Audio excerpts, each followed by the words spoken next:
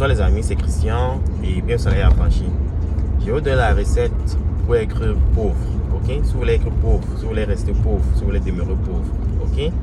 La première recette c'est quoi? Faut pas croire en soi. Ça veut dire que vous ne croyez pas à vos potentiels, vous ne croyez pas à vos capacités et vous n'êtes pas, en quelque sorte, vous n'êtes pas ambitieux, ok?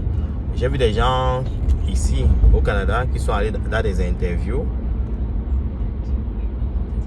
et qui ont raté l'interview parce que ils ne croyaient pas, ces personnes ne croyaient pas en elles-mêmes, ok? Pas parce que le boulot était compliqué, parce que quand on leur pose une question, par exemple, quelle est votre expectation de salaire? Quelqu'un vous dit, payez-moi ce que vous voulez.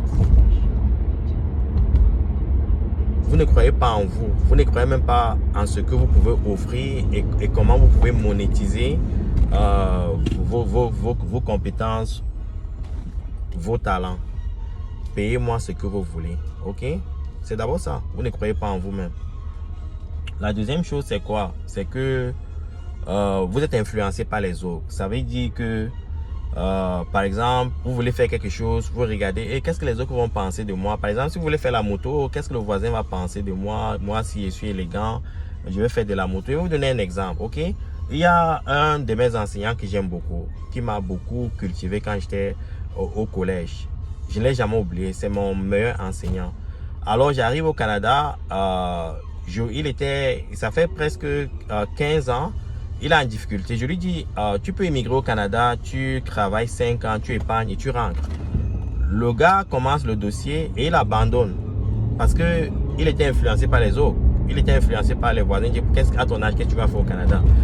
Et malgré ça, je décide de lui envoyer. J'envoie un taxi au Cameroun, un taxi. Et je lui demande si, comme il n'a rien à faire, est-ce qu'il peut conduire le taxi? Il me dit qu'un grand comme moi, je conduis le taxi. Je ne veux pas conduire le taxi, je veux être dedans, au bureau. Parce que le gars est influencé par les voisins. Et jusqu'aujourd'hui, le gars galère. Ok? Alors, deuxième, il ne faut pas être influencé par n'importe qui. Si vous voulez faire quelque chose, il faut le faire. Ce qui est autour de là n'est pas important. C'est votre bien-être qui est important. Ok? La troisième chose, c'est que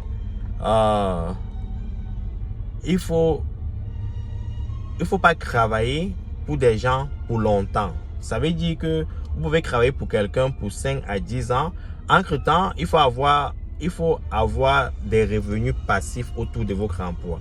Parce que si vous travaillez pour quelqu'un qui vous paye un salaire, le salaire, c'est juste pour vous permettre de survivre. Survivre, en quelque sorte, ça veut dire payer votre loyer, vous nourrir, vous occuper de votre famille et autres. Si vous n'épargnez pas pour créer un revenu passif, investir pour créer un revenu passif autour de ça, vous serez pauvre toute votre vie.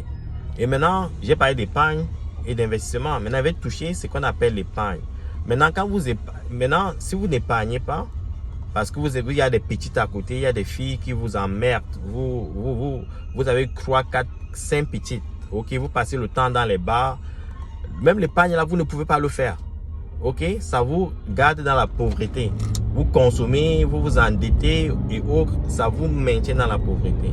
Maintenant, si vous avez réussi à épargner, vous pouvez investir. Mais comme vous n'avez pas épargné, vous ne pouvez pas investir. Donc, si vous n'investissez pas, les gars, vous allez souffrir toute votre vie.